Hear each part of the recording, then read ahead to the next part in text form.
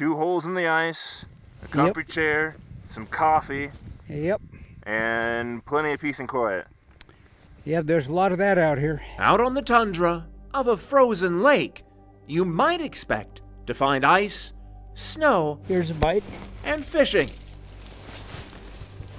Let's see if I can get him to nibble.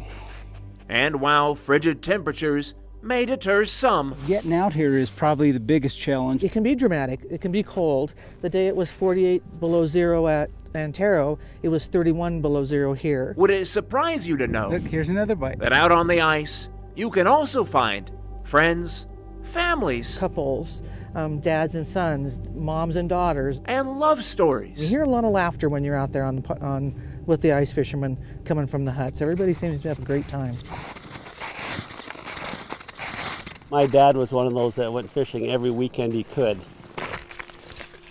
From streams to rivers to the ocean and back, Mark Johnson, an angler at age 5, loves to fish. And I've been fishing ever since. I'm 62 now, and I enjoy it just as much as I did when I was 5 or 6. Any day's fishing is better than a day working.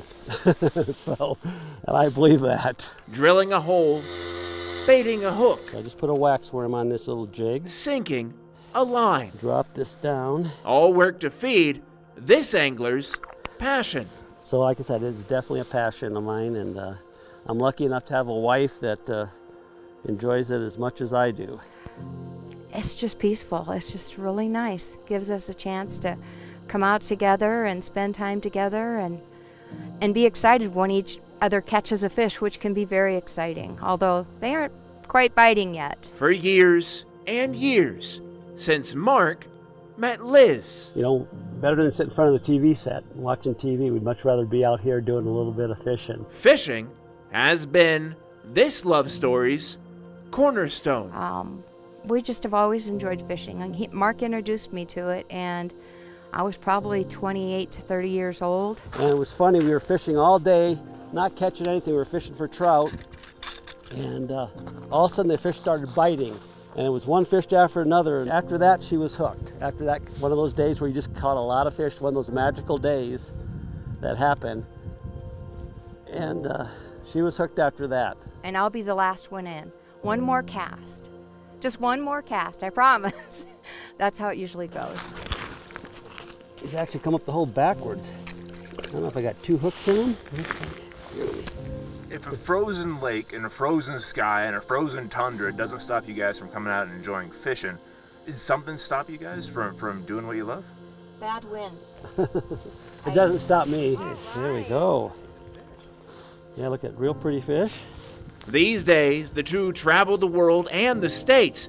Their business, strictly a fish. When we retired, we decided we were going to have a little contest, 50 fish, 50 states.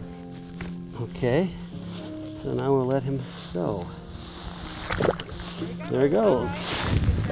So catch, release, hold on to the memories? Oh, absolutely. The memory of that fish, that big fish, it's amazing. It's memories that we'll have forever. And when they wrap, And I like catching the fish better than helping him catch a fish, but I do like helping him catch fish. and when they wrap, having traveled from state to state, what's next for these two ramblers of the reel? So probably a fishing trip would be my guess. When it's all said, cast and caught. Oh.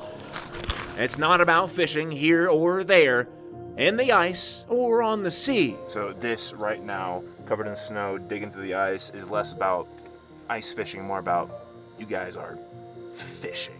I think so. Because you never know if there's going to be a fish. You might go all day and there's not a fish. But there always could be. And there always will be a passion to find out together. Other than injury or illness, I don't see us really stopping. I really don't.